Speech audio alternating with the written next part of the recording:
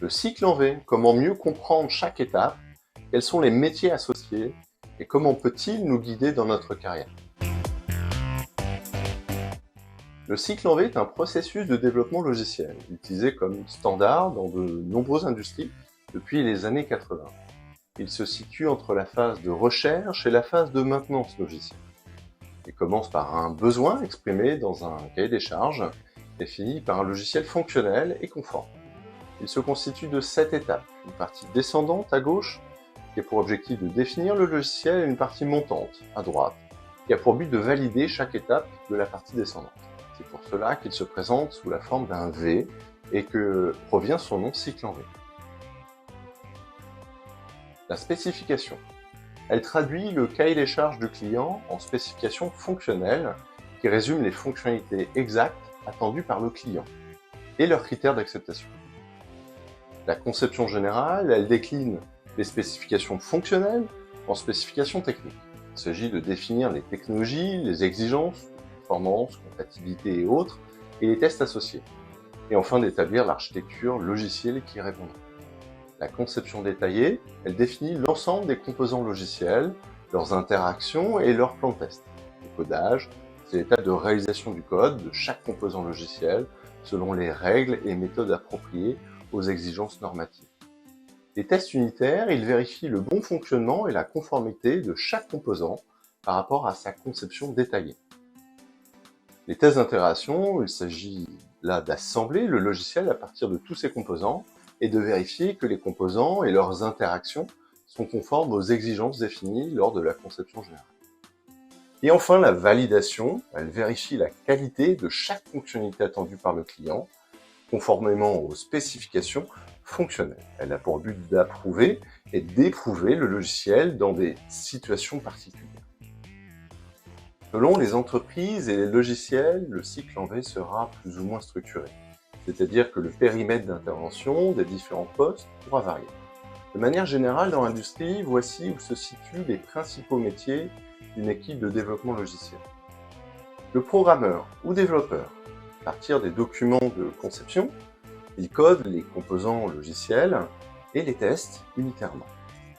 L'architecte ou concepteur, il conseille le client sur les solutions techniques les plus adaptées aux besoins. Il est en charge de produire toutes les spécifications générales et détaillées des phases de conception. L'ingénieur intégration, validation ou IVV pour l'intégration, vérification et validation. Il prépare et exécute les tests, effectue les analyses des résultats et valide les corrections à apporter. Il automatise le déroulement des tests en utilisant des langages de script, comme le Python, ou des outils dédiés.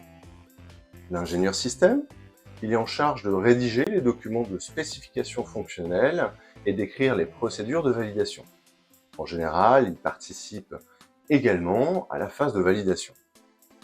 L'ingénieur Model-Based Design, dans le cas d'utilisation de générateurs automatiques de code, GAC, l'ingénieur MBD analyse des spécifications fonctionnelles, décline les exigences au niveau composant, conçoit les composants dans le GAC, puis valide les fonctionnalités.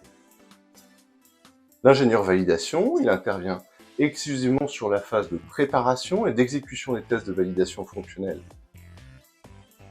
Étant moins courant dans l'industrie qu'un ingénieur logiciel intervienne sur ces étapes, il est donc nécessaire d'identifier le ou les métiers.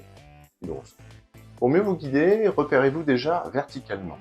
Il existe deux zones, la partie fonctionnelle en haut et la partie technique en bas.